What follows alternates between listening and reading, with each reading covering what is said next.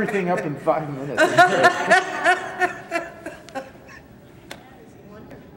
Did it sound good, Andrew? Yeah, yeah. There was two elements there that I saw.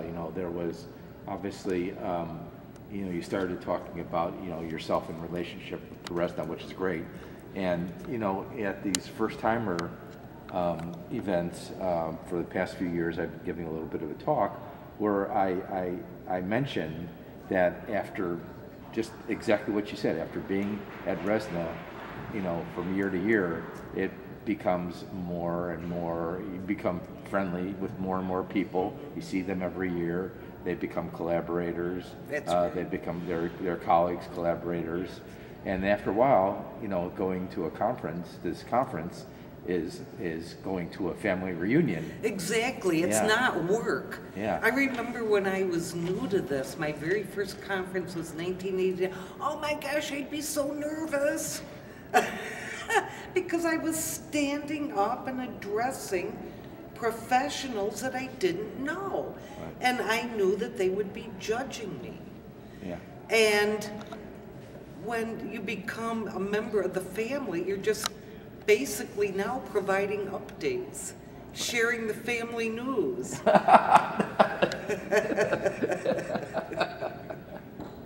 And I like what you said about, and that's the importance of Resna. And that's why early career people should seriously consider... We should record this part too. We are. Seriously consider becoming members, because that is where you form partnerships and collaborators. You get to know who's doing work in your area, who would be a good partner, and when the right grant opportunity comes along, you've got a pool of individuals from whom you can choose to work with. So that's very important.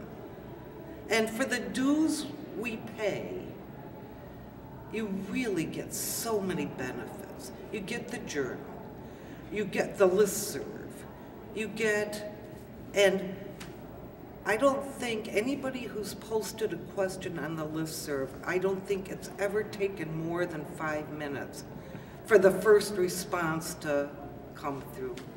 So that's pretty quick. Now I feel funny because I'm being taped again. Just trying to do it a little secretly. So. I was just chit-chatting with y'all. That's fine. That's what we want. Yeah. Yeah, just a listserv, you can think about that as a way of getting answers. You should get Dave on it, too. We will. Oh, God. But, you have a problem, and you don't have a local resource or somebody handy. But Resna is your resource, and there's 200 people that are getting these emails. Well, even people, the errata members belong to our listserv, the members in Australia. Sometimes they can, depending on when you post a question, because of the time difference, sometimes you'll get answers from them first because, they're midday or what have you.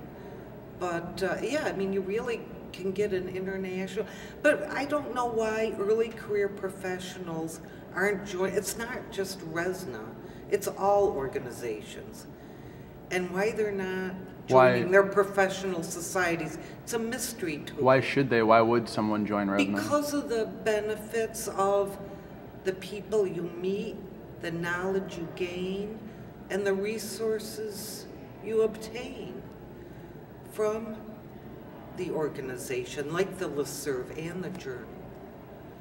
But being able to have somebody that you can connect and contact to get specific answers is so invaluable, because what we deal with, you really need to have expert feedback on so much of what we do. You can't just throw out a general question and have that necessarily be very helpful. It can be very precise and direct with the questions that are asked on our listserv and expect to get a high-quality answer. Well, you know, it's based on experience, and in this That's field it. to do well, you've had to have experience, not only with the technology, but with the various clients. And you'll see a question typically, you know, I have a client with this and this. Have anybody had a client like that, and how'd you deal with it? Or, you know, what solutions would you recommend? And Resna has that experience behind it. Resna has the resources to tap into the professional group and provide answers to those questions. And we get multidisciplinary answers too, which is another. It's not like you're only in an organization with psychologists or only occupational therapists or physical therapists. Cross-discipline answers. Yes, that's right. So would you be able to even do your job without Resna? Oh, or no. No? Oh, my gosh. I did a draft of my assessment, and it came right from the consumer's mouths to me, and I said, this is what they're telling me makes all the difference in the world. And I organized it into 3 basic broad areas: characteristics of that person, characteristics of the environments in which the device will be used, and characteristics of the device itself. And then within that, key questions to assess all of these.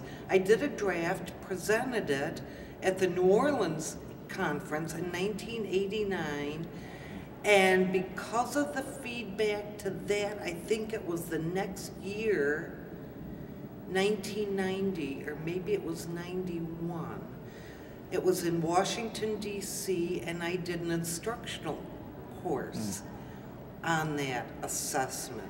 Again, got more feedback, and thanks to my colleagues in Resna and my membership in Resna, you know, we've been able to sort of modify it and perfect it, if you will, over time, make it look easier and have it easier to complete.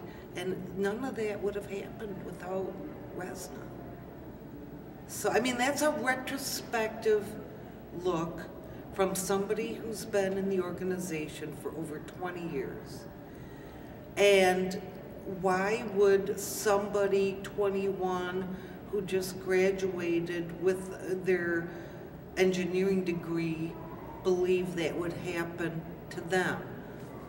Certainly there's no guarantees or promises, but it would be a whole lot easier having an organization behind you than trying to do it on your own.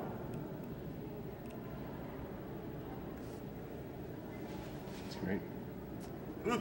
You ask good questions. This is a great answer. All right. Questions? Okay. There's no line of people waiting to